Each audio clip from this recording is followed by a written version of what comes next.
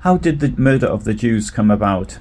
First of all, Hitler was a conspiracy theorist, and, like most who believe in conspiracy theories, he was totally convinced of it, no matter what the evidence to the contrary, and he was prepared to make this obsession the dominating feature of his life. He blamed Jews for all evils. However, he was prepared to push his conspiracy theory to the absolute limit, and that meant the destruction of those he deemed to be the source of these evils. Nonetheless, the attacks on Jews were gradual. The first boycott of Jewish businesses, launched on the 1st of April 1933, was a failure, so Hitler had to wait. The Nazis adopted a push-pull policy, and this push-pull policy can be seen in other areas of life as well. When they saw that their efforts were not working, they pulled back, as happened after the first attempted boycott. However, they were prepared to push again when they deemed that the time was right.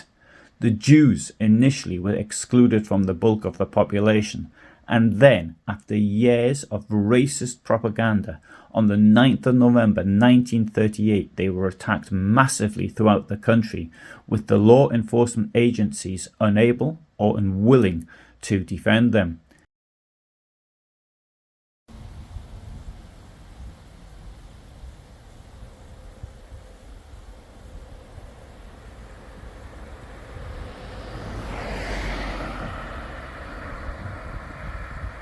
Attacks on Polish Jews began on the very first day of the war. The first mass murder of Jews alone occurred on the 5th of September 1939 at Krasnosielc in Poland. There had earlier been massacres, but these were mixed between Jews and Catholics. At Krasnosielc, the people who'd been gathered together were separated into Jews and non-Jews. The Jews were murdered. There were then numerous massacres and abuses against Jewish people. Ghettos were set up in what would seem a rather haphazard way at the beginning, although it must have been centrally planned. However, there was no order to kill all of them. On the 31st of July 1941, Reinhard Heydrich got an authorization from Goering to take steps to submit as soon as possible a general plan of the administrative material and financial measures necessary for carrying out the desired final solution of the Jewish question. This, of course, doesn't necessarily mean mass murder.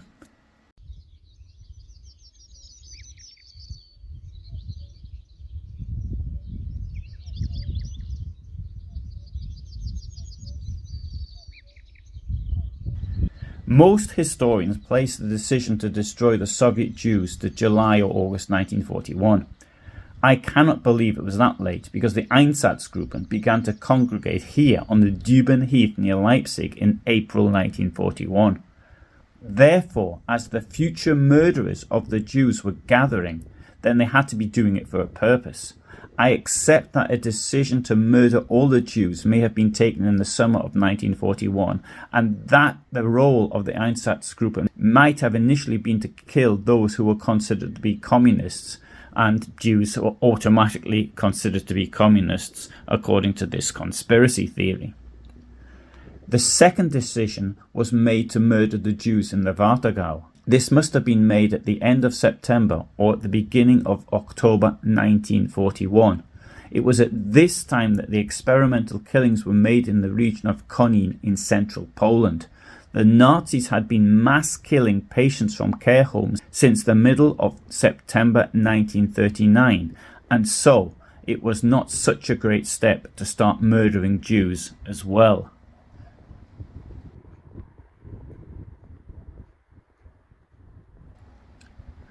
At about this time, it was decided to murder the Jews in the general government. We know that from the efforts to start building the camp at Boycott, which started in the autumn of 1941. The death camp at Helmro nad Nerem started killing people on the 8th of December 1941.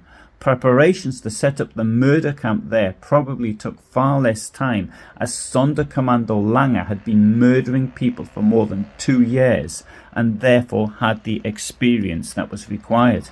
Furthermore, the victims were not killed in permanent gas chambers, which probably took longer to build, but in mobile killing vans, which were ordered from the automobile converter. Seeing that this was underway, and conveniently having the Gauleiters gathered in Berlin for the declaration of war on the United States on the 11th of December 1941, Hitler told them of what was planned at a secret meeting on the 12th of December 1941. It could have been that Hitler decided to kill all the Jews in Europe when the US entered the war, but the plans to kill the others had been taken months earlier. Indeed, there had been hundreds of thousands of murders by the time that Hitler announced to his Gauleiters that he intended to kill all of the Jews in Europe.